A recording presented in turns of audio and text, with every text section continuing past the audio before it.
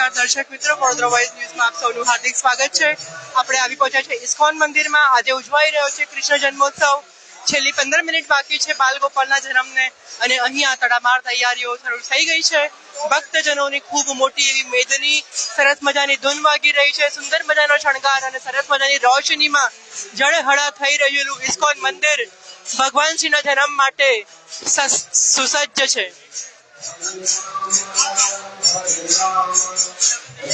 ભગવાન શ્રીનો જન્મ થઈ રહ્યો છે ત્યારે તમે જોઈ રહ્યા છો એના પૂર્વેની જે પણ કઈ તૈયારીઓ છે એ ચાલી રહી છે.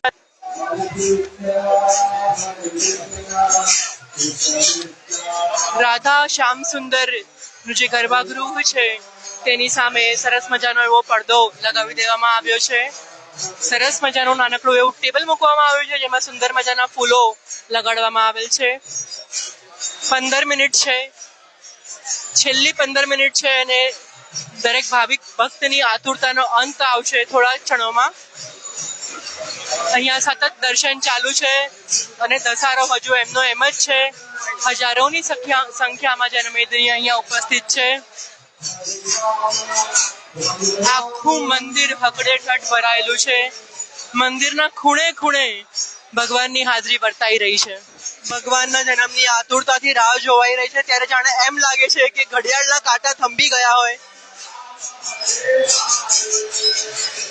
અહીંયા જે ભક્તિભાવનો માહોલ છે, ખૂબ સુંદર એવો આધ્યાત્મિક એક અહીંયા વાતાવરણ ઉદ્ભવી ગયું છે અને આ વાતાવરણનો આનંદ અહીંયા હાજર દરેક ભક્ત લઈ રહ્યો છે.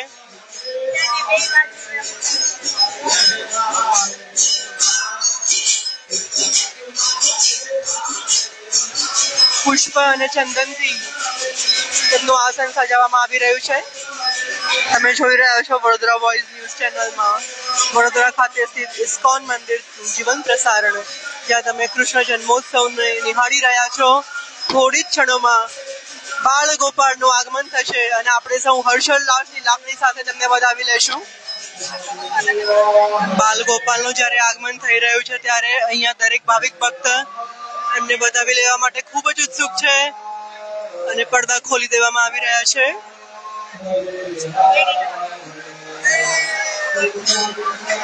ઘડિયાળના કાંટા ઝડપથી આગળ નથી વધી રહ્યા એવી લાગણી સાથે અહીંયા દરેક ભાવિક ભક્ત ખૂબ જ આતુરતાથી રાહ જોઈ રહ્યા છે.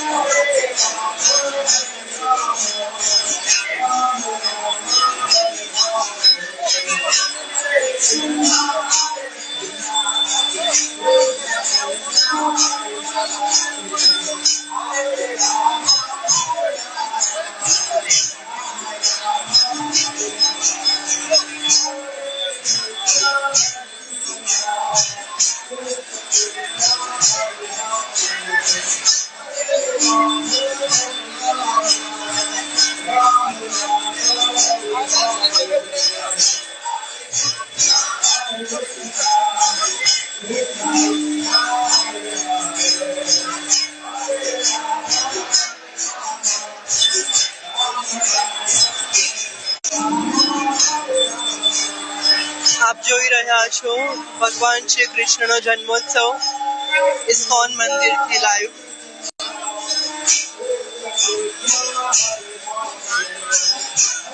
અહીંયા ધર્મ અને અધ્યાત્મનો છે અનેરો સંગમ, સાથે જ સતત ચાલતી હરે કૃષ્ણ હરે રામ ગોવિંદ જય જય ગોપાલ જય જયની ધૂન. ભગવાનશ્રીને થઈ રહેલો અભિષેક, હજારોની સંખ્યામાં હાજર વડોદરા વાસીઓ.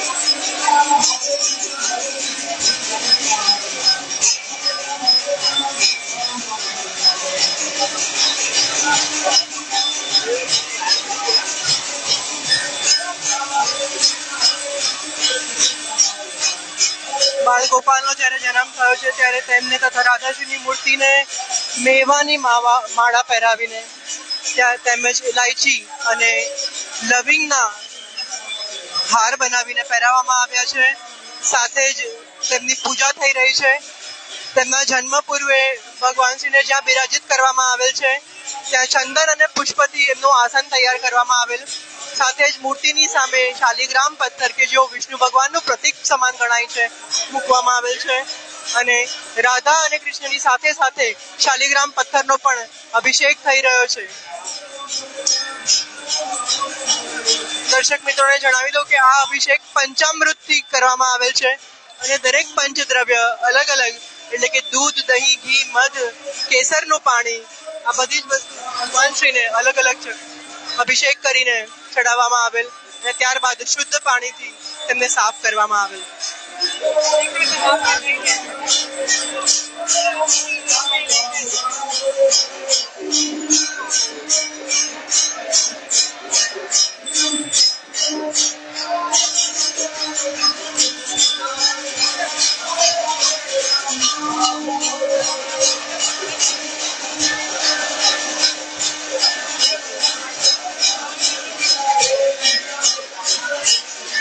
મૂર્તિને ચડાવેલ માળાને પ્રસાદ સ્વરૂપે ભક્તજનોને આપવામાં આવી રહેલ છે ત્યારે ભક્તોમાં પ્રસાદ ઝીલવા માટે દેખાઈ રહ્યો છે આનંદ અને ઉમંગ.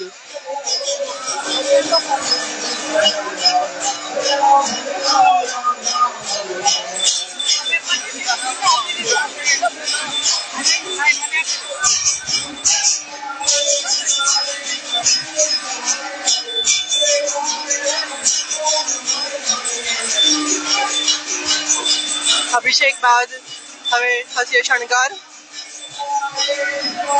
અમારી સાથે જોડાઈ રહેશો. બાલગોપાલના જન્મ પ્રસંગેની પૂજા તમે જોઈ રહ્યા છો.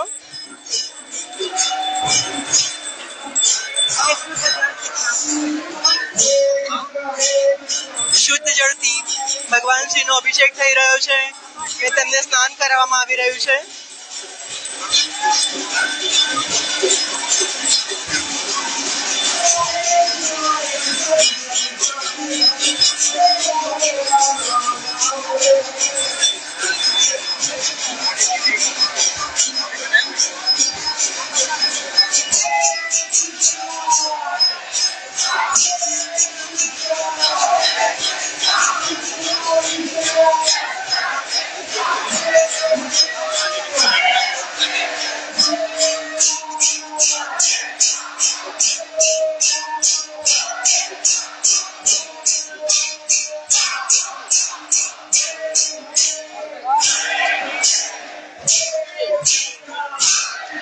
ભગવાનનો પ્રસાદ ઝીલવા માટે ભક્તજનોમાં આતુરતા દેખાઈ રહી છે. હવે તો જોવું રહ્યું કે કયો ભક્ત નસીબદાર નીવડે છે જેના હાથમાં પ્રસાદ પહોંચે છે.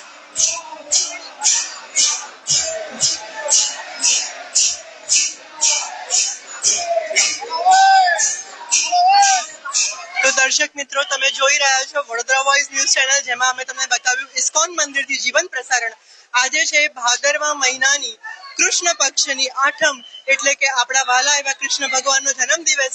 અને અહીંયા ઇસ્કોન મંદિરમાં ખૂબ જ ધામધૂમથી, ભક્તિપૂર્વક, શ્રદ્ધાપૂર્વક, ઉમંગ અને ઉત્સાહથી લાલાનો જન્મ ઉજવવામાં આવ્યો. તમે લાઈવ જોયું, ખૂબ જ સુંદર રીતે ભગવાનની પ્રતિમાઓને પૂજા કરાઈને, અભિષેક અર્પણ કરાઈને એમને પ્રસ્થાપિત કરવામાં આવી. અહીંયા આજે હજારોની સંખ્યામાં જનમેદની ઉપસ્થિત છે અને હજુ પણ દર્શન ચાલુ છે. આજના દિવસે જે ભાવિક ભક્તોએ આખો દિવસ ફરાળ કર્યું હશે તેઓ હવે ઉપવાસ તોડશે અને પ્રસાદને આરોગશે અને ત્યારબાદ તેઓ સૌ હરે કૃષ્ણ હરે રામ કહીને છૂટા પડશે. તમને અહીંયા એક વાત જણાવી દઉં કે આવતીકાલે જે 9મી છે એ દિવસે પ્રભુપાદ ભગવાનનો જન્મદિવસ છે અને પ્રભુપાદ ભગવાન જે છે એ ગુરુ કહેવાય છે, એટલે તેમની કાલે વ્યાસ પૂજા યોજાશે. તદુપરાંત કાલે નંદોત્સવ પણ અહીંયા થશે અને અહીંયાના ભાવિક ભક્તો જે છે એ અડધો દિવસ ઉપવાસ રાખશે અને 12 વાગે પુષ્પાંજલિ કર્યા બાદ અન્નને આરોગશે. તમે અહીંયા વડોદરામાં જ્યારે છો ત્યારે દરેકે દરેક તહેવાર જે અહીંયા ઉમંગ અને ઉત્સાહથી ઉજવાય છે એનાથી તમે વાકેફ તો હશો જ. તમે જોયું અહીંયા ઇસ્કોન મંદિર ખાતે, પરંતુ આખા વડોદરામાં ઘરે ઘરે પણ બાળ ગોપાળની પ્રતિમાઓ સ્થાપિત હોય છે અને તેઓએ પણ ખૂબ જ હર્ષોલ્લાસ સાથે જન્મોત્સવ ઉજવ્યો હશે. કાલે અહીંયા આવીને પારણા ઝુલાવવાનું ન ભૂલતા અને મટકી ફોડનો કાર્યક્રમ પણ જરૂરથી તમે એન્જોય કરશો એવી શુભેચ્છાઓ છે. જય શ્રી કૃષ્ણ. રાધે માની પણ જાય. અને હા, હજુ એક વાત તમને કહેવાની ભૂલી ગઈ કે જેવી રીતના કૃષ્ણ જન્માષ્ટમી ઉજવવામાં આવે છે એવી રીતે રાધાની પણ જન્માષ્ટમી હોય છે, જેને રાધાષ્ટમી કહેવાય છે અને એ 31મી ઓગસ્ટે અહીંયા એનો ઉત્સવ પણ છે. તો તમે જરૂરથી પધારશો અને દર્શનનો લાભો લેશો. આ સાથે જ કૃષ્ણ ભગવાનના જન્મોત્સવ નિમિત્તે ખૂબ ખૂબ શુભેચ્છાઓ. આવતીકાલે મટકી ફોડ કરશો, પારણા કરશો અને સરસ રીતે આ તહેવારને ઉજવશો એવી શુભેચ્છાઓ છે. હું આકાંક્ષા શાહ, વિશાલ ઠાકુર સાથે Vadodara voice news channel, Vadodara.